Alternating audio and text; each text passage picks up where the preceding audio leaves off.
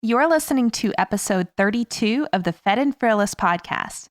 On today's episode, I have with me Hilda Labrada Gore, who shares how she went from a little girl born with a birth defect to a faith-filled woman traveling the world to share the wisdom and stories of traditional cultures.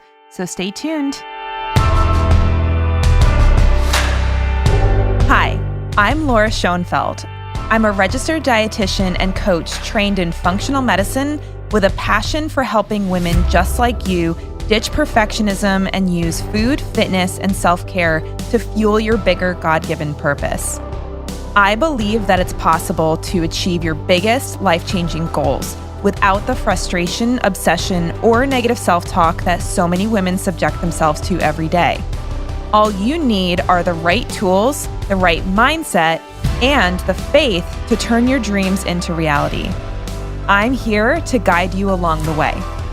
The truth is that you are so much more than a body, and I'm on a mission to help you change the way you think and act at a core beliefs level so you can transform your physical, mental, and spiritual health from the inside out. Are you ready to become fed and fearless in your pursuit of a healthy, meaningful life? Welcome to the Fed and Fearless podcast.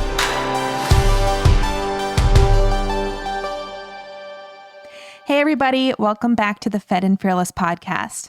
I'm Laura Schoenfeld. I'm your host as always, and today we have a packed interview full of really interesting stories from around the world in a variety of traditional cultures. So I'm just going to give you a quick intro to my amazing guests so we can jump straight into that interview. On the show with me today is Hilda Labrada Gore. She's a biohacker, certified health coach, and fitness professional. She is the host and producer of the Wise Traditions podcast on behalf of the Weston A. Price Foundation. She is a podcast coach too, and the author of Podcasting Made Simple. She's a YouTuber helping people live their best lives through experts, experiences, and epic adventures. Hilda has energy to spare thanks to her ancestral health practices and her love for sunshine and liverwurst. So as you can tell, Hilda's got a really colorful history and an exciting story to share with all of us. So without further ado, here is Hilda.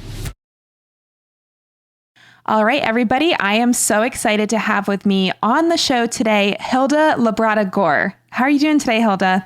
I'm doing great. Thank you for having me, Laura. Thanks so much for coming. And I am hoping that through this podcast, the people listening will get an opportunity to get to know you better so that if they start listening to your awesome podcast, that they'll have a little bit of a background understanding of who you are and why you're so passionate about the world of real food and health coaching and all the things that you are doing.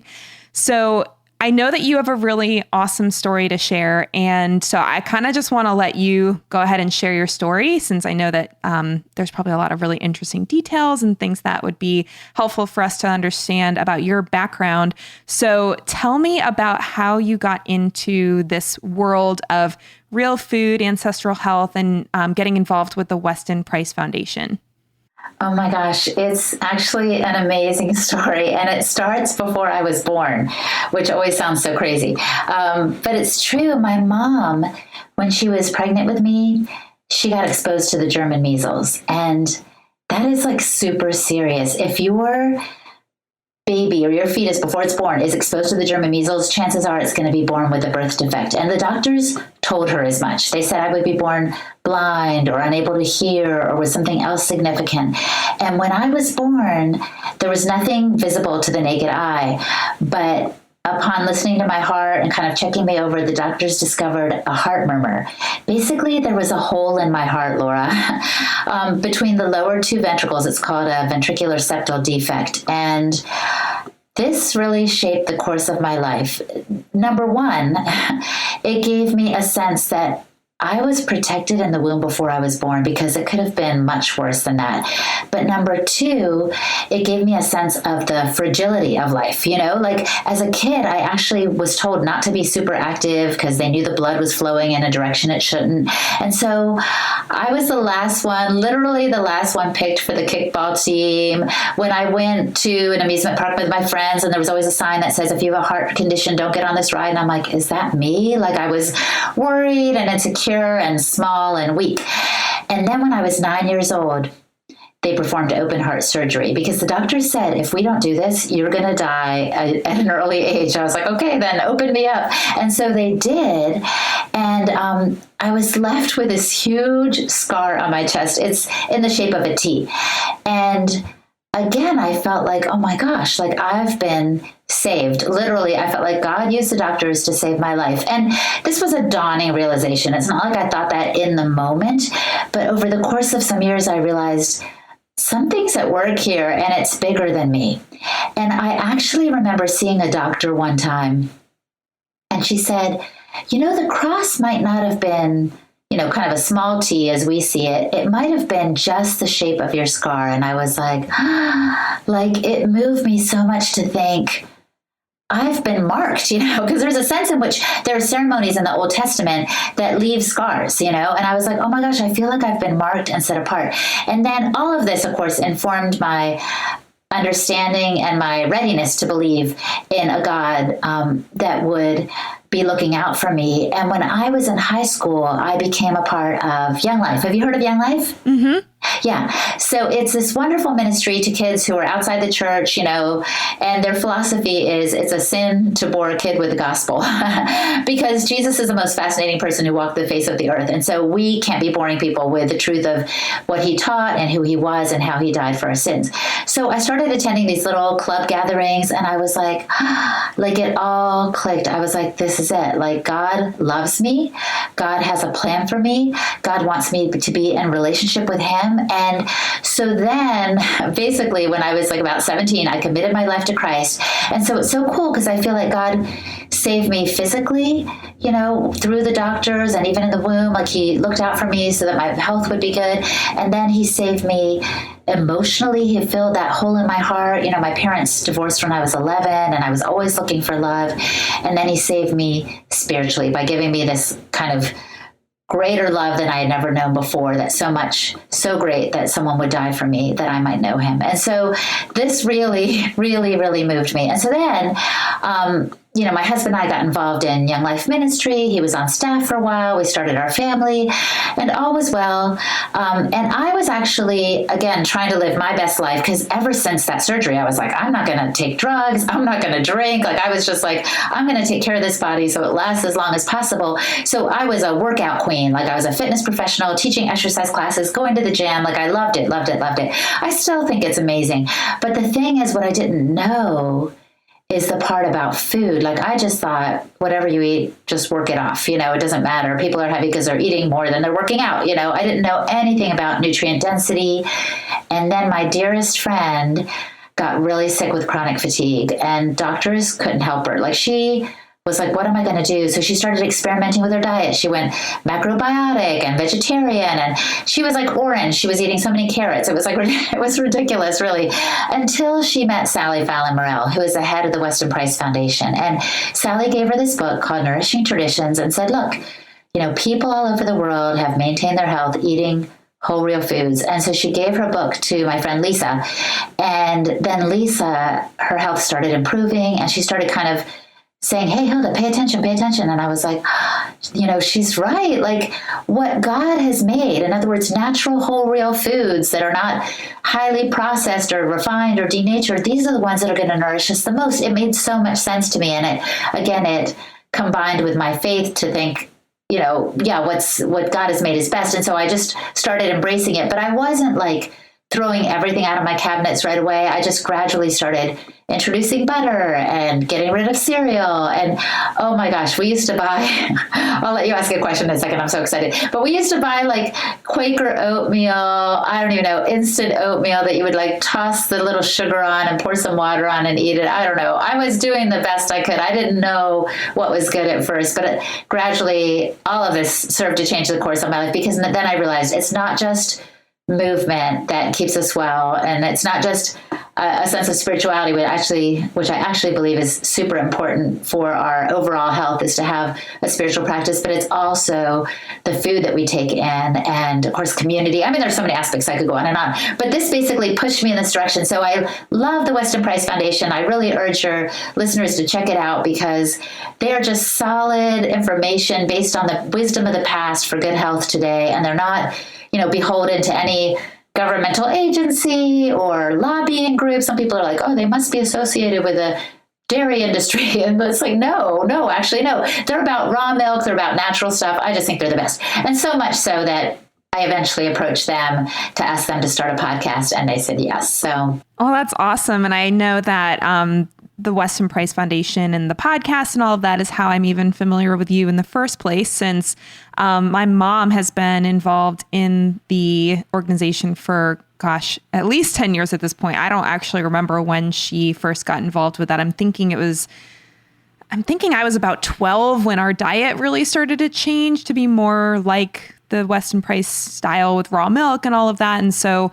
that would have been 20 years ago at this point. So it could have been that long ago that she was at least familiar with Weston Price Foundation work. And then she's been pretty actively involved in the foundation itself for a while. And I have been to several of their conferences and have even presented at one of the conferences. So I am definitely excited to get to chat with you about how this all came to become such a passion for you. And it is really interesting to me to see in the faith community how often food is not really something that's looked at. And it's on the flip side with the food and fitness and health industry, how faith is just either ignored or, in some circles, it's actively, kind of bashed. It's one of these like, if you believe in evolution and science and all of that, then that must mean that, you're an atheist and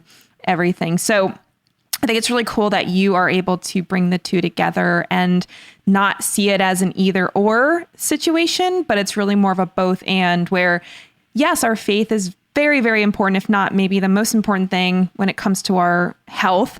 But then we can't just feed our bodies the food that humans have invented in the last century and not pay attention to the quality of our food and the diversity of the different plant and animal foods that we eat and think that our bodies are going to thrive optimally. So it's really awesome to see that you're so passionate about both sides of the equation. And it's not just this, if you're not healthy, then your faith is the most important thing to fix that. And don't worry about your food or your exercise habits or anything like that.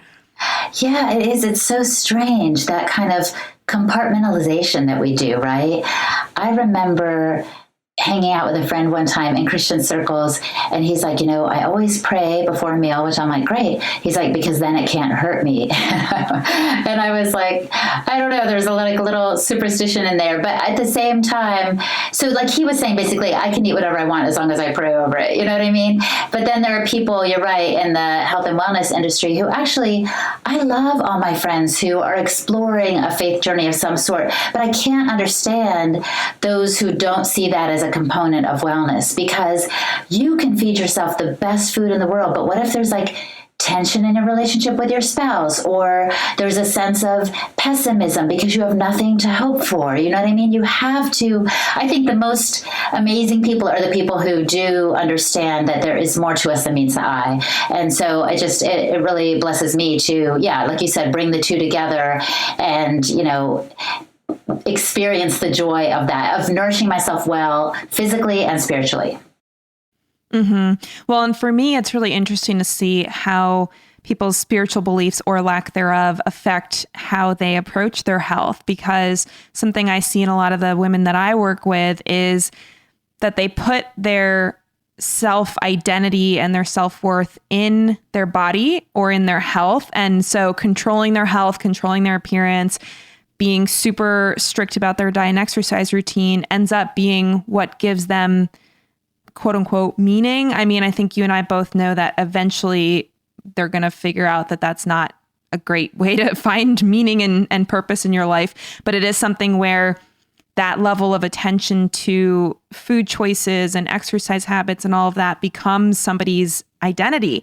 And that's where I feel like the faith piece is so important, because if your choices are stemming from this belief that you're only as valuable as your body is functioning or the way that it looks, then eventually you're going to have some problems, because we're all, no matter how healthy we eat, no matter how well we exercise, all of us physically are decaying and our bodies are going to die. And so that's one of the reasons why I started this podcast, was to be able to talk to people about how faith influences their health approach, whether they're a health practitioner or just somebody who is interested in health, or even people that I've worked with as clients, just to kind of see how somebody's experience of health and well-being changes once they put their identity in a place that's not changing, which is God and how he sees us and who he says we are. And then using that understanding of our place as children of God to actually then make good decisions about how we feed ourselves, which, like you said, it's, I have nothing against praying over meals. My husband and I do it ourselves, but I would not agree with the idea that you can eat whatever you want and it doesn't matter, because as long as you pray over it, it's like, exactly. Imagine pouring a cup of bleach or something and being like, all right, God, bless this cup of bleach and it will be nourishing to my body. So I know it's an extreme example, but right. No, right. Exactly. And the other thing I wanted to bring up is I wonder, Laura, looking back, because there was a time I was like super intense and all my muscles were like rock solid. Like, even though I was a Christian, like, was that some kind of idol for me? Like, did I get pride? I probably did. I was probably really proud of my body. And it just reminds me of how I think the Apostle Paul said, like, keep a sane estimate of yourself. And I think it's because sometimes we have a tendency to either think we're too great or to think we're too awful. It's like really hard. We need to stay connected with God to have the right estimate of ourselves, and actually to have the physical part in its place, not too high, not too low. Yeah, and that's exactly what this whole podcast is about, is helping people understand that the desire to take care of your body should come from a belief in your inherent self-worth. Because otherwise, if you don't believe that you're worthy of taking care of your body, then why on earth would you continue to do it? But then, like you said, the opposite end of that spectrum is the people who put all their self-worth in their appearance and how strong they are, what their muscles look like, or, all the different ways that we can track health progress. And that's really not a long-term strategy for good health either, or mental health, spiritual health, any of that. And so that is something that I know I've personally, I wasn't raised Christian. So a lot of this spiritual practice for me has really come up in the last, I think 7 to 8 years at this point. But even in the early phases of becoming a Christian, I still got a lot of personal pride out of fitness and, trying to get as lean as possible, that kind of thing. And I know that I'm not alone. I work with a lot of women that have that same unfortunate perspective that, they can somehow earn their value by looking a certain way. So now I'm really interested with the Weston Price Foundation involvement, because you've been involved for a while now, right? With that organization, several years at this point, I assume. Yeah. Like at first, like I told you, my friend was like, Hilda, check this out. And I started looking into it and I became a member. And then I think it was like 2013 or so, I became a chapter leader, which is just a person that helps other people find real food. We'll help them find sources of raw milk and pastured meat and good eggs and stuff like that. And so then, this leads into how I started the podcast. So what happened was the foundation was looking for 2 volunteers to go to Kenya. Because check this out. A Maasai warrior contacted the foundation and he said, please send someone over. We're all getting sick. He's like, I have diabetes. My wife has asthma. He could see exactly what Dr. Price discovered when he traveled the world, which is that his own family, their health was deteriorating as they took in more displacing foods of modern commerce is what Dr. Price called it. In other words, they were starting to drink sodas and get sugar for their chai tea from the local shop, and they weren't eating their traditional food anymore.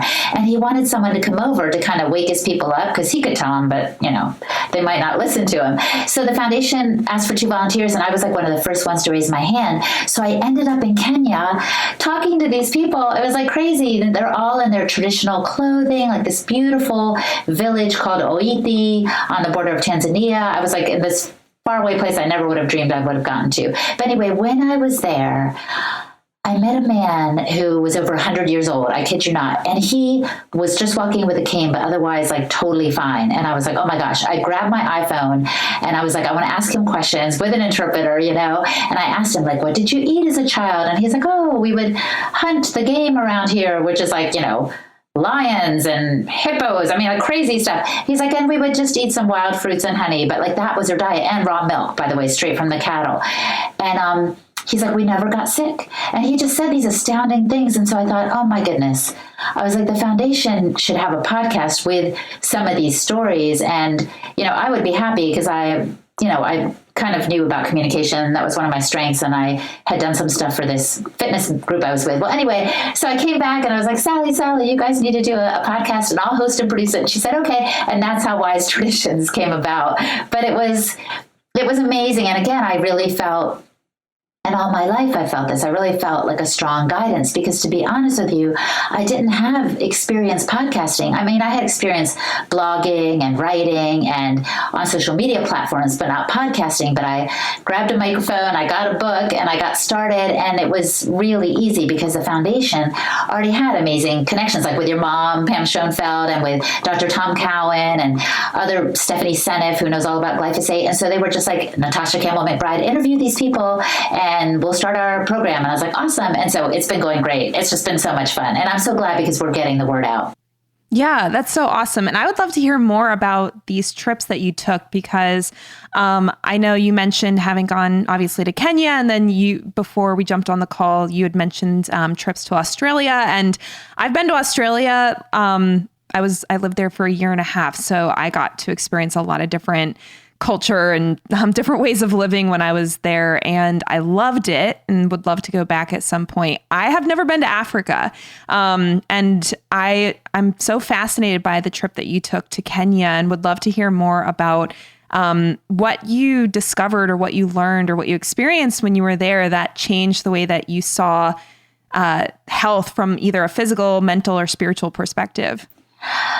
Well, when I was in this small village, Dixon was the warrior guy who called the foundation, and he opened up his home to me and Mary, who was another member or chapter leader from out west. And he was just so welcoming, and it was so wonderful. And he exposed us not just to who the Maasai are today, but who they were before. Because in other words, what I'm trying to say is they still keep up their traditions, Laura. Like I saw them slaughter a goat like right in front of my eyes. Literally, a little boy just like covered the goat's like nostrils and mouth and suffocated it. And the next thing I knew, they were like cutting it open. So this is no butcher shop. Like this is just how they do. You know what I mean? So they slaughtered the little goat outside. They immediately got some of the organs out and were eating them. And I was like, what the heck? And then they like cut pieces of it up and were like cooking it over the fire and like all this stuff. And I was like, oh my gosh, like this is how they've eaten for millennia, these Maasai. And the cool thing is, as I was talking to them, I was like, don't take my word for it. I'm not saying eat the American way. You need to change your diet to eat. I said, eat your way. And then they brought up that they had a book that some Maasai person had written, I want to say 80 to 100 years ago. And they had rediscovered it recently. And they were like, we are going to go back to these ways. And a pastor, because they had a church there too in the small community, he got up in front of the whole church on Sunday morning and he was like, starting today, the women will cook our traditional foods. And I was like, oh my gosh, because it turns out, this is one thing I learned from them is they make decisions en masse in community as a group. They don't just decide things on their own. Like you wouldn't just be like, oh, I'm going to go do this today, but you might like check with the elders in the tribe to say, I feel like I have a gift for sewing. I would like to make handbags for the, for sale in the market. So it's that kind of thing. And so I think they must have been discussing it, maybe even before I got there, or maybe the pastor just wanted to say it. But the point is they all decided that they were going to do that. And then, Laura, I went back the next year, which was 2016, and they had started to make changes. It was amazing.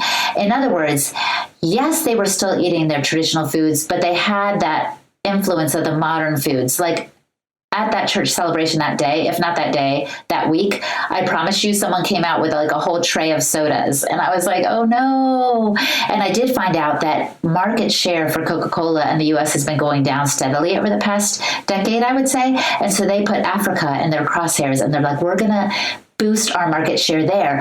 And so I would be in the most remote part of Kenya, and I would see a little kiosk with the Coca-Cola logo painted on it. And I asked someone about it, and they said, oh, Coca-Cola makes deals with these people owning the kiosk saying, we'll paint your kiosk if you let us put our logo on. So that's how they advertise in very remote places, because it's like a little deal.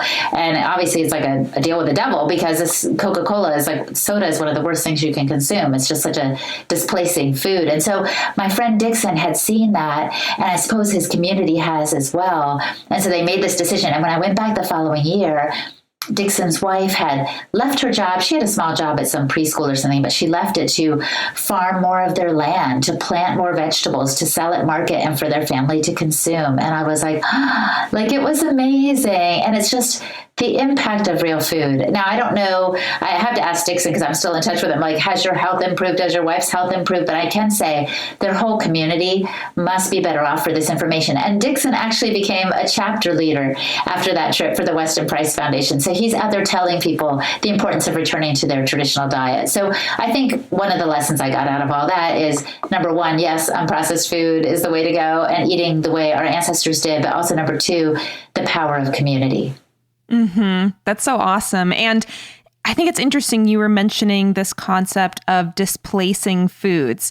And I would love to chat a little bit about that, just from not only your experience in Kenya and Australia, but also just how our culture in the United States is, I mean, if you think about the way that most people eat, it's almost entirely displacing food. So can you define that for the people who are not familiar with that term, and then tell us a little bit about how you see that showing up, not only in these more traditional communities, but also in our own home communities?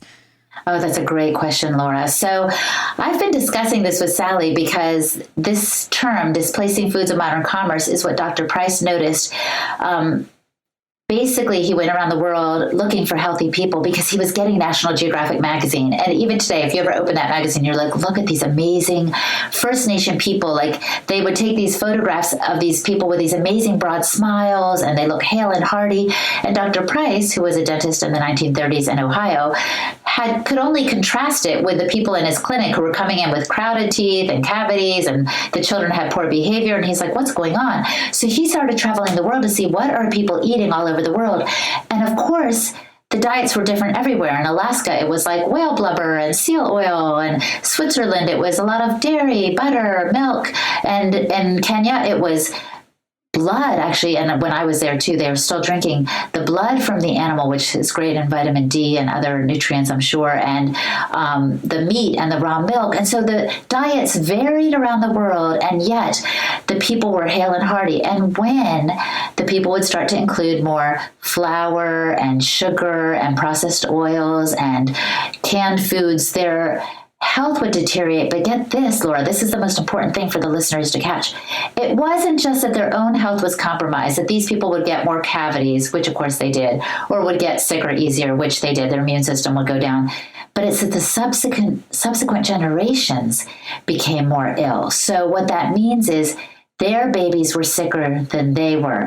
And how could Dr. Price tell this at a glance? Because he had almost a control group. He would look at these indigenous people, because he was a researcher too, and he would take samples of their food and check the nutrient density, and he would examine their teeth, all with permission from people. He was never condescending. He was always very respectful. And then he would do it of those who had switched their diets, and he could see the difference, the marked difference.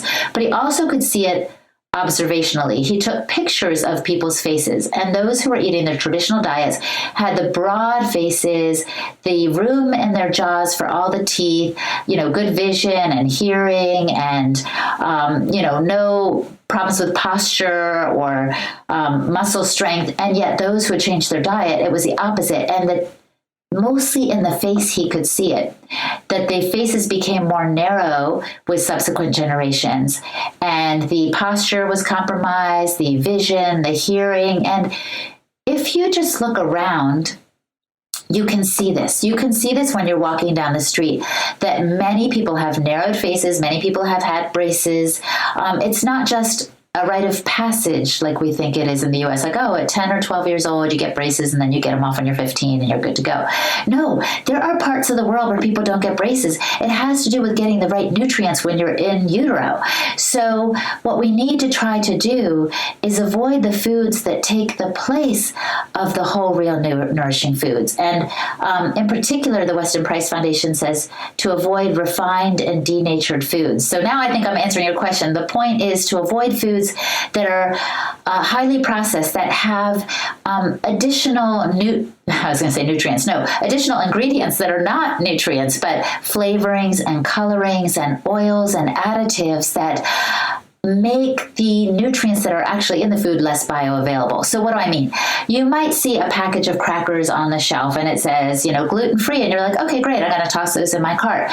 But you have no idea what else is in there. And those have been, often, if they're rice cakes especially, it's been, highly extruded process, a process that kind of takes out the good stuff and leaves in something that they can have a long shelf life with. So if I like to say, if the shelf life is long, yours might be shorter. Like, you have to be careful, because what we want to do is eat foods that may spoil, eat them, of course, before they do spoil, but knowing that they have the vibrancy of being recently picked or grown or naturally processed, like you would with fermented foods. So I just try to avoid the middle aisles of the grocery store, because the other important thing to avoid is the rancid oils that are used in a lot of our packaged foods today. Again, they might have the right label of natural or organic, or even, heart healthy, when in truth it's made with, let's say, canola oil, which is actually made from the rapeseed, and it's a very complicated process that they do to extrude the oil from the rapeseed, and then it goes bad. But what do? They deodorize it, and they color it, and they add, a scent to it so that you can't tell. Because normally our taste buds, would be able to tell us, oh, that's horrible, I can't eat that. You might take a sip of, something gone bad one day, and you're like, oh no, that smells bad, or I know this isn't good. And your body instinctively tells you don't eat it. But you can't do that with these oils that are highly extruded. So we have to be careful with our fats, and we have to be careful with the things that are packaged, even if they have the right label. Mm-hmm. And I think the term displacing foods is so important, because, and this is my personal philosophy when it comes to things like sugar and processed foods. I feel like a little bit of it here and there is not going to kill somebody, and for somebody to be afraid of it or feeling like it would be better for them not to eat anything than to eat something that was in a package, that's where we start to see like eating disorders and orthorexia, that kind of thing. But I love the word displacing foods, because it tells us that the biggest issue with these foods is that they're replacing or displacing the foods that actually are really good for our health. Like you were saying, real food, meats and fats and vegetables and fruits and all the different foods that are ones that are found in nature, and the ones that, if you look at these cultures across the world, not all of them eat fruit, not all of them eat red meat necessarily, but they all have real food as the foundation, food that is found either growing in the earth or roaming around the earth if it's an animal. And that was what the majority of these diets were made of. So my perspective is, you don't have to eat sugar to be healthy, obviously, and certainly avoiding it for the most part is going to be an improvement in most people's health. But the most important thing is that the bulk of somebody's diet is full of these nutrient-dense, real foods that, like we said, can really run the gamut when it comes to what's considered a traditional diet. And I feel like we get into these arguments about, should you be low carb? Should you be high carb? Should you be like, mostly cooked, mostly raw, that kind of thing. And I feel like people end up missing the big picture of, how to put together a diet that really does support your best health without having to be fearful and neurotic about every single bite that you take. Because I do find that happens in some of the ancestral health movements where people get fear around certain foods that, like I was saying, if the bulk of your diet is real food, macronutrient balanced and from good quality sources, a little bit of processed food here and there probably won't negatively impact you. But it's when we have our entire diets that are basically made of processed food that it becomes not only a serious issue for our own health, but like you said, the health of future generations. Oh, I'm so glad you clarified that. Yeah, that displacing thing. That's a really, really, really good point. And I have a little story to tell from Dr. Price's book, Nutrition and Physical Degeneration. He said that there was a community where the people were thriving, eating their natural, traditional diet. And the only person who was suffering from a lot of tooth decay and infections and things like that, and whose health was getting compromised, was the cook for the white people. In other words, he was eating their food because he was preparing it, and it was probably with the bad oils and heavy on the sweet stuff. You're right. And all that was displacing his traditional foods. And you're right, he probably would have been okay if he would have had a little something here and there, but he was eating just as they were, and it wasn't doing him any favors. Mm-hmm. And it's interesting to me because I feel like, having grown up with this real food mindset, and we were like I said, having raw milk from the age of 12. Sometimes I forget that our culture in this country, the United States, is so heavily focused on processed foods. It's almost one of these things where I only remember it when I either go to other people's houses to eat, or if I'm visiting my husband's family or something where I'm seeing what the normal American person eats. And like I said, it's almost like, having grown up with the Weston Price background and being into nutrition and all that, I almost forget how problematic our food supply is these days. And the sad part to me is that it does take a level of vigilance when you're grocery shopping, when you're eating out, when you're, eating any sort of food at any point of the day, that you do have to have some level of awareness about what your body needs and what is appropriate for the bulk of your diet to be made out of. Since, like we were saying, if you just ate whatever was available in this country today, a lot of it, if not the vast majority of it, is made up of these displacing modern food ingredients. Yeah, and the other thing I want to mention is something that I noticed was when I was in Peru, actually, Laura, and it doesn't have to do with diet, it has to do with environment. So I guess when you were saying we sometimes forget, how processed, the food is that's out there because we're kind of in our little healthy eating bubble. I think we're also not aware of how much time we spend indoors, I guess I'll just say, because when I was in these mountains in Peru, I don't even know how I ended up at this place. It was 8 hours from Cusco or something. It was way up in the mountains. And I saw this little community of children. I went to this elementary school to speak about wise traditions, which I was like, oh my gosh, you all need to teach me, really. But I was basically just interacting with the children and asking them, how many of you eat organ meats? And 3/4 of the class raised their hand, and I was like, this is awesome. And of course they ate a lot of quinoa there. And I noticed in their cafeteria, they actually had chicken feet for the kids to suck on. So they still had some of their real foods. But even more than that, I just noticed how kind of glowy the children looked with these rosy cheeks and, again, the broad faces like Dr. Price had seen.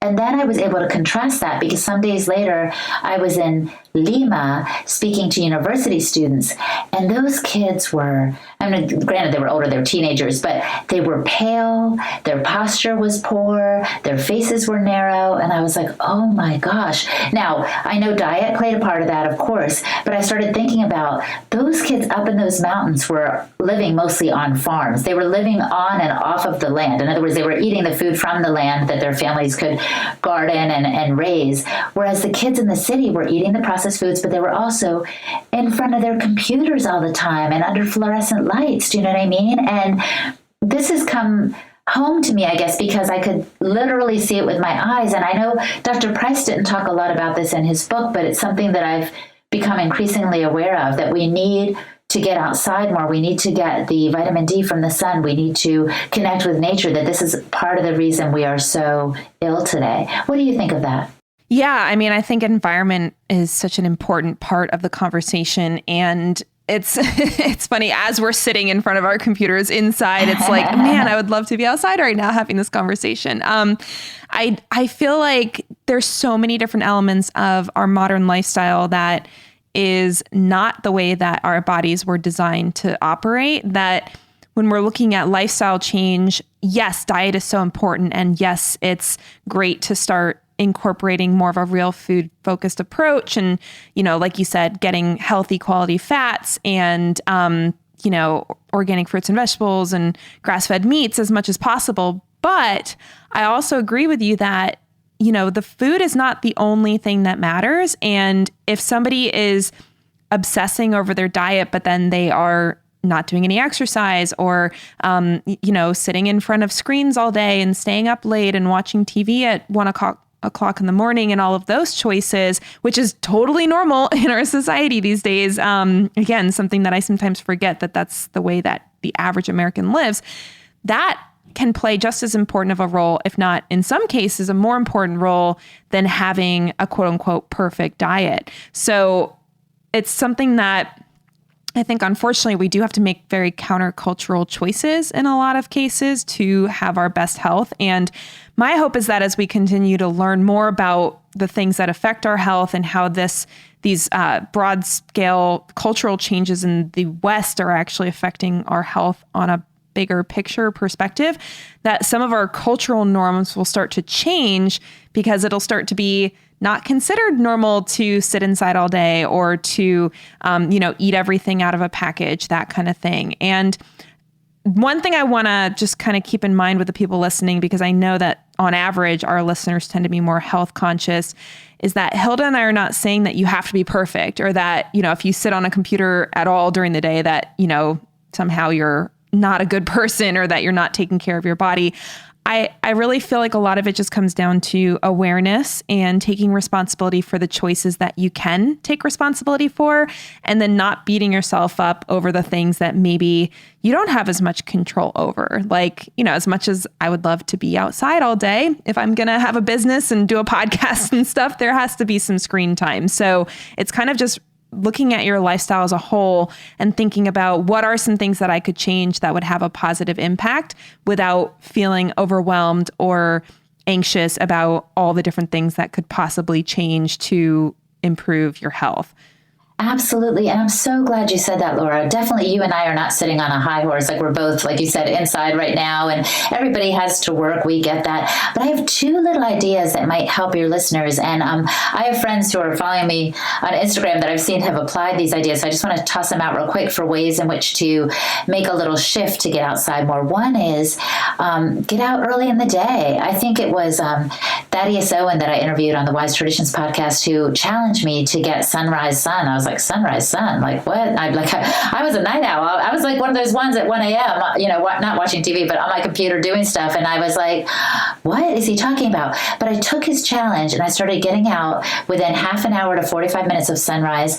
And I found it did. It set my circadian rhythm. It gave me a chance to breathe, before the onslaught of emails or social media or whatever. Like, I always choose, I say always, I would say, 95% of the time. But anyway, I choose sunrise over screen rise. And it has made a difference in the tenor of my day and in my sleep at night, because the sun, that particular light has no UVA or UVB rays. And so it is especially helpful in signaling to my pineal gland, that melatonin needs to be produced, and it gets me in sync with my circadian rhythm, which is just amazing. So that's one thing, is just getting out early in the morning. So even if you're like, oh, I have to work all day on a computer, okay, get outside in the morning if you can. And then the second thing is, I wear blue blockers at night and I know you do too, I think I've seen you, to block the blue light that interferes with my melatonin. And as we know, that's not just a hormone that oversees sleep, but oversees a lot of the DNA function. Is that the right way to put it? The cellular function, I guess I'd say. So the point is, there are things you can do to mitigate the damage when you have to be in front of your computer. You can even wear daytime blue blockers. So I'm getting into both of these things, and I have been measuring my sleep, and I can't believe how profound it is. Now, your listeners need to keep in mind, I don't have a little baby right now. If you do have a young one at home, like that sleep has got to be out the window for a little while. But when the time comes, like, it's just amazing. And maybe your baby's circadian rhythm would sync better if you got the baby out a little bit more. And I don't know if they make baby blue blockers, but, do what you can so that they're not exposed to too much blue light at night. Mm-hmm. Yeah, I remember when I was in Costa Rica for a surf and yoga retreat a couple years ago, I was staying at this resort resort's a really strong word. It was really more of an eco lodge, I guess is what they called it. And this one that I stayed in for a week when I was there barely had any electricity at all. So in the room that I was in, and again, room is even a strong word, it was actually like a box. It was called, I think, a beach nest is what they called it. And literally it was like a constructed box that was mostly just screens on, like there was wood and then there was screens on three sides, and then the front had windows and a door. And then the roof was like this thatched roof. So air was like flowing through the room. There was no actual walls. And if it was raining, the thatch roof was keeping the rain out of the room, but it, you could hear it and all of that. And there was no electricity in that little room. It had a little candle if you wanted to have some light before bed, or, you had to get up before it was light out and do anything. So it sounds super like, I even feel like rustic is kind of a kind word to use for that, but, and not everybody would look at that as being super fun for a vacation, but something that I just loved was the fact that because there was no electricity other than there was like one light bulb in the common area where people could eat. And so if it got dark, you could still have food. You didn't have to like go to bed right away. I found myself actually going to bed at like 8:30 at night, maybe 9 o'clock at the latest, and then waking up naturally with the sunrise at like 5:30 in the morning. And that was like the most just enjoyable, relaxing experience to just be out in nature. Even our showers were out, like completely open to open air, basically. So you're like in the shower and there's just like trees and monkeys above you and stuff like that. And so I just remember that short period of time that I was there, just feeling so rested and feeling like it was just such a different experience because I wasn't using my phone hardly at all. Didn't really have lights on. So as soon as it got dark, I was like, all right, I guess I'll go to bed now. So exactly. Yeah. So something, obviously, unless you somehow figure out how to be one of those like Tim Ferriss, like 4-hour work week millionaires kind of thing and just go live on a eco lodge like that. I know that that's not realistic for most people to live that way. And I certainly don't live that way. I would be lying if I said I lived even close to that way. But I think it's really interesting to be able to have an experience like that and then think about how does that apply to your habits on a day-to-day basis without having to completely uproot your life. So I love that suggestion to get up and try to get outside with the sunrise, because you can still go do your work day. You can still do the things you need to do and have a normal life, but you're just shifting your hours a little bit. So instead of staying up super late, working and having entertainment and doing whatever people do at 1, 2 o'clock in the morning, shifting your bedtime earlier and then just getting up earlier as well and being able to take advantage of that more natural circadian rhythm, like we said, without having to completely throw out your entire lifestyle and, like I said, move to an eco lodge. Exactly. Although that sounds so appealing, I have to say. But no, I totally get it. And I used to be one of those people, like I said, up late. What I did not know, because I actually thought I was like, wow, I'm getting all these things done. My kids are sleeping, but I'm still working hard. Like I'm just, amazing. I've got the second wind. I didn't know that the blue light from my computer was stimulating my pineal gland, making me think it was the middle of the day. Do you know what I mean? So it wasn't that I was superhuman. It's that the light was telling me it was a different time of day, which is why I was getting more and more alert instead of more and more sleepy. And And yes, our ancestors did exactly as you said. The sun would go down and it was either starlight or fire, and there's very little, if any, blue light, and fire is like red, so that's much easier and it lets your body wind down. And so that sounds amazing. And I know some people might think, well, that's not realistic for me to get up early. I just have to get things done at night. I mean, I get that. So there are actually things you can do. You can put in red incandescent bulbs around your house, or wear your blue blockers while you're doing things, even if you're on the computer at night. But I do want to challenge people to give it a try, because they might be surprised. And what I did not know, Laura, I thought I had to stay up late. I thought I had to because there was no other recourse, but you're exactly right. In the morning, it's the same amount of time. It's just in the morning. So I would stay up. I'm like, I have to get this done. Why didn't I go to bed and do it in the morning? Because it didn't occur to me. I thought, well, everything's shot in the morning, but not if you get up before the kids do. Yeah. So something to think about anyway. Yeah. And it's kind of interesting. I feel like there's this weird experience of time where we think, oh, instead of getting up early, I'll just stay up late and just push my bedtime back. And it's weird, because if you think about it, doing it in the morning not only is the exact same amount of time potentially, but also I think it's just allowing your body to take advantage of its natural rhythms, as opposed to fighting them or having them get thrown off by that light at night, like you were saying. And it's interesting because when I was in Australia, part of my trips also involved being out in the outback and sleeping in something called swags, which are like these outdoor sleeping bags, basically. So we didn't even have tents. We were just sleeping on the ground outside, and the starlight was our light at night. I would be curious to hear, I know you mentioned having gone to Australia, if there was any cool stories or anything that you experienced in Australia that would be exciting or interesting to share with the listeners. Oh my gosh, I hardly know where to begin, but I'll tell you, one of my favorite moments was a woman named Suzanne Thompson.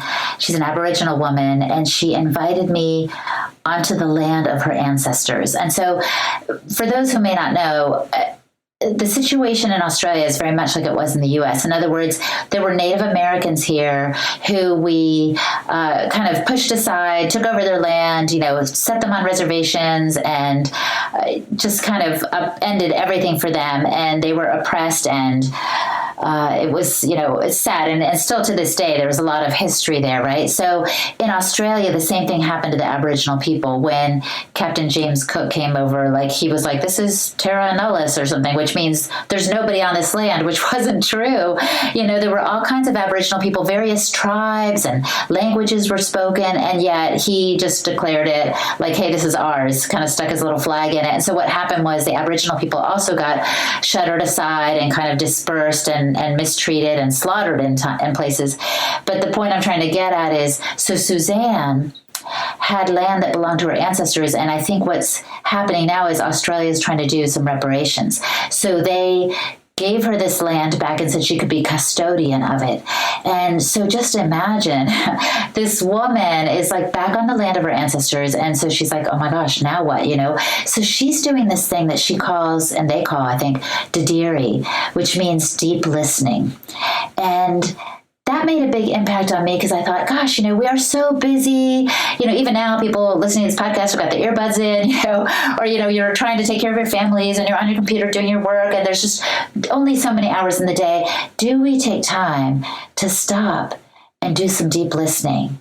And for me, I have to say the morning is one of those times. So anyway, just to get back to Suzanne, so she invited me to this land called Gracevale Station outside of Barcaldine in Australia. And she toured me around the property and showed me some ancient etchings that were like thousands and thousands of years old. Like, at first they said, oh, the Aboriginal people have been here 10,000 years. And they're like, no, make that 30,000. Like, they keep upping the estimate of how long they've been. Actually, some people say they're the long-standing culture, the longest-standing culture on the face of the planet. In other words, the Aboriginal people were here before any of the rest of us. I don't know if that's true, but she showed me some etchings that were made in the shape of, emu feet or people feet. And it was just mind-blowing, because you guys, we've seen these things in museums, but not with our own eyes, So I was touched with her hospitality, but I was also moved by this concept of Didiri. And I know that I make an effort to have that space in my life every day, because as Holistic Hilda, which is my little moniker, I do believe, as we've said earlier, like, we need to develop a greater sense of seeking connection with our higher power or with God who oversees this whole world and who's made us to be in community and connection with him and with those around us and with the land. So I was really, really moved by the Didiri thing. That's awesome. I had maybe not a similar experience, but an opportunity to visit a variety of different Aboriginal land areas where they had been given back the land and they had their neighborhood or community that was there. And makes me want to go back. It's been so long. I think it's been over 10 years now since I was living there. And there's just something so, even back then I wasn't a Christian, and I feel like there was just something that helped me feel so spiritually connected to God. And I always believed in God, even though I wasn't practicing any sort of religion. And I even recently went back into some old travel diaries that I had from when I was there in Australia. And I was like a little surprised to see that I was writing about God, even though, like I said, I didn't have any sort of faith or religious practice back then. And I really feel like being in Australia and being able to see not only how beautiful that country is, but also getting those opportunities to interact with the traditional culture people there, the Aborigines and the people that, like you said, have had these established cultures for thousands and thousands and thousands of years. It's this experience where I don't know how to explain it. Like, it makes being in America a little sad sometimes because we're in these places where everything's brand new and, people have moved in from all different locations and there isn't much family. And, I know that where I live, we're working on building a community and it's very important to the people that I spend my time with and the church that I'm involved with. But at the end of the day, it's almost like you can't recreate this level of depth that exists when there's been culture that's been in a place and is connected with the land in that place for, like you said, thousands of years. And so in Australia, it just was so amazing to get to see that and to get to talk to people that were living in that way. And I just think that's awesome that you were able to go there and to have that experience yourself, because it's just something that I don't know if we can get it here in the United States. I mean, I've been to a Native American reservation for an immersion trip, and that was the Apache people that had that reservation in San Carlos, Arizona. But even there, it was unfortunate that the reason why maybe that experience wasn't the same is because of how they've been placed on these reservations, and really a lot of their culture has been suppressed or close to destroyed by our government essentially in the last couple centuries. And so I got to feel a little bit of that when I was in those reservations, but I feel like Australia is almost this like huge, vast continent where there are places that haven't been touched by civilization. And it was just a really awesome experience to be there. So I'm glad that you had that experience too. Yeah, it is. It's powerful. It's powerful. And that's just like the tip of the iceberg. I actually, people can actually see Suzanne if they go to my YouTube channel, because I made a little movie at the end of it and I called it The Wisdom of Traditional Cultures. And I put it on my YouTube channel because I wasn't sure where to put it. It doesn't really fit. It's not one of those silly, like, look what I did when I juiced for 7 days. It's not one of those fluffy pieces, but it is beautiful. And they'll see some of the Aboriginal people I connected with. And actually, when you were talking, Laura, it reminded me God said, seek me and you will find me if you seek me with all your heart. And I feel like wherever we go, if we're open and listening, we will find what we're looking for. And there's another really, really cool verse I wanted to share if I can. It's Jeremiah 6:16. It says, stand at the crossroads and look. Ask for the ancient paths. Ask where the good way is and walk in it, and you will find rest for your souls. And I feel like in a way, that's what we're all doing, whether we're on a health journey or on a spiritual journey or some combination thereof, like we've been speaking, we're all looking and seeking. And if we listen and we look, we'll find it. That's so cool. I actually feel like, I can't remember if I was reading a book this morning or if my pastor mentioned that in his service yesterday, but I know I've read that verse in the last 48 hours. Whoa. So yeah, that's really cool that you mentioned that one. And I just love being able to, from the Bible, which is thousands of years old, to these cultural experiences that you and I have both had during our travels, and being able to see how other people live and how other cultures are staying connected to their land and their natural environment and their traditional diets and all of that. It's just a really, it's an awesome way to actually approach health and not be just focused on calories and macros and workouts and all the things that I feel like we in the West think is what makes somebody healthy. So, and I would love to hear from you since, like you said, you've been to a lot of really cool places, and I'm starting to feel a little jealous. I'm like, man, I want to go on one of these trips. This sounds so awesome. What are some upcoming projects that are in the works that you're excited about?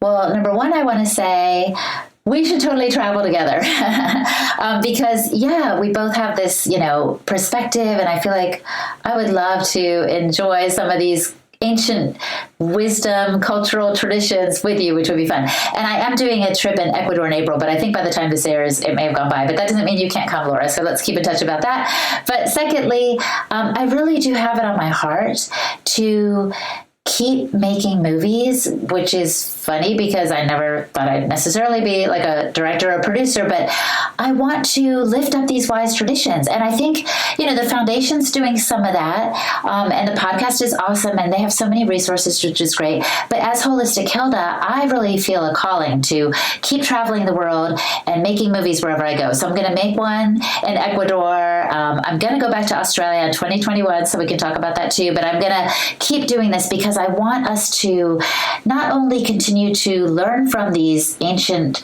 cultures, but also to thank them. And I want to give them more visibility. So that's what I'm about. And I'm hoping it'll all come to fruition. I'm just a person giving it my best shot in this life, But again, I do feel like if I seek it, I'll find it. So that's what I'm doing. That's so awesome. And I think the really cool thing about what you do is that you don't wait to be fully ready with things like podcasting or movie making, that kind of thing. And you just go out there and do it, and you learn from the actual process, which I do a lot of business mentoring and coaching, and something that I feel like really sets you apart from the typical, nutrition expert or any sort of person that's interested in building a health business is that that willingness to just try something and to not let fear hold you back, or not to think that you have to go to film school or something that's, making you officially ready to do that work, which, it's super inspiring to see that you just take these projects and you run with them, and you don't wait to have somebody else's permission to start doing the work that you want to do. That's awesome. Well, thank you for that affirmation. And it reminds me of a little phrase that a former pastor of mine used to say all the time: if it's worth doing, it's worth doing poorly, which is the opposite of what we hear. But I actually do want to say this to the listener too.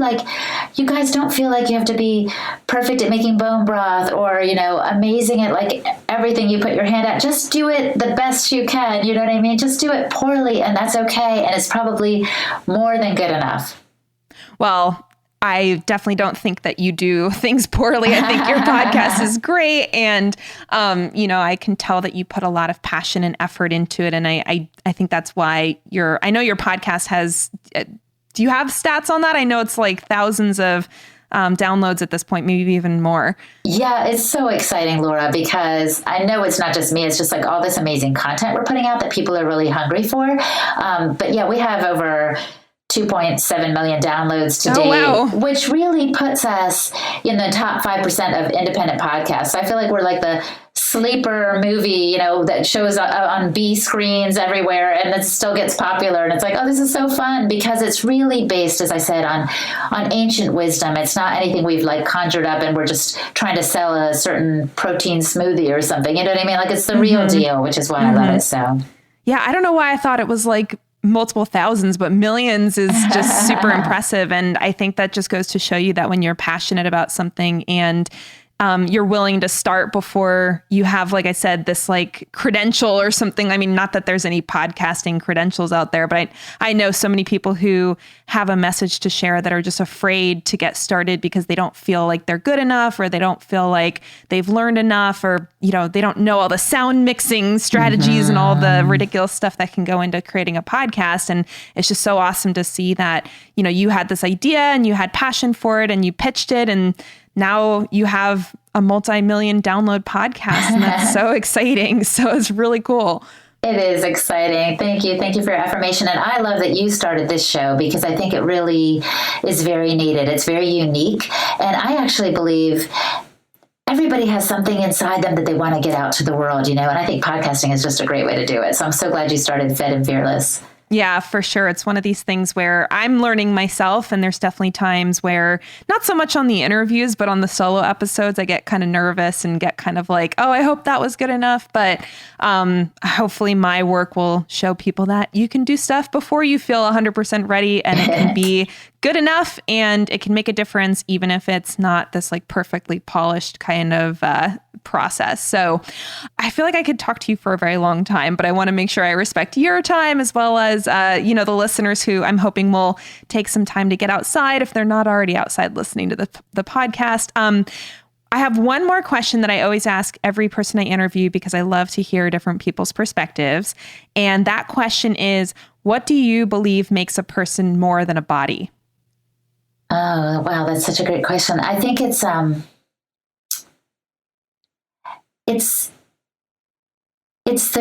I don't know if the word is spirit or soul, but there's something inside. It's kind of behind the eyes that you can't really put your finger on. I know it's there because I don't know. I guess people who don't think in terms of spirituality or soul might say energy, like you can walk up to someone and immediately you have a reaction. It's not about their appearance. It's about something inside of them. And some of the most beautiful people I know have like a million wrinkles. Do you know what I mean? So I guess that's how I know there's more than just the body, because there's like a spark in every person that is uniquely them. And I have a friend, Monica Ford, actually, who told me one time that when her father passed, like that's when she knew that there was more to everyone than just the body, because he left the shell behind, but he was no longer in there. And so I haven't actually witnessed someone die, but I sense that unique spark in every person. And that's how I know. It's an intuitive kind of knowing, I guess, but it's the sense that every person is glorious and beautiful, no matter what the outward shell looks like. And it gives me hope also that there is more to life than when our heart stops beating. Mm-hmm. I love it. And I feel like that's such a great way to connect the whole mind, body, spirit element of health, because at the end of the day, like we said, your body is a vessel, and taking care of it and making it healthy and having healthy children is so important just for people's ability to live their purpose and to, live a fulfilling and joyful life. And we also know that there's so much about ourselves that has nothing to do with our body and our health. So even if somebody is struggling with health or, has issues with, narrow faces or crowded teeth, that is not what makes them who they are. And it's something that, I just hope that in this podcast, we can always come back to the knowledge that we are more than our bodies, and our bodies are worth taking care of, but our souls are more important than our physical vessels. So I love that perspective, and the thing that your friend Monica shared is just a really interesting way of looking at it that I never really thought of before. 100% agreed.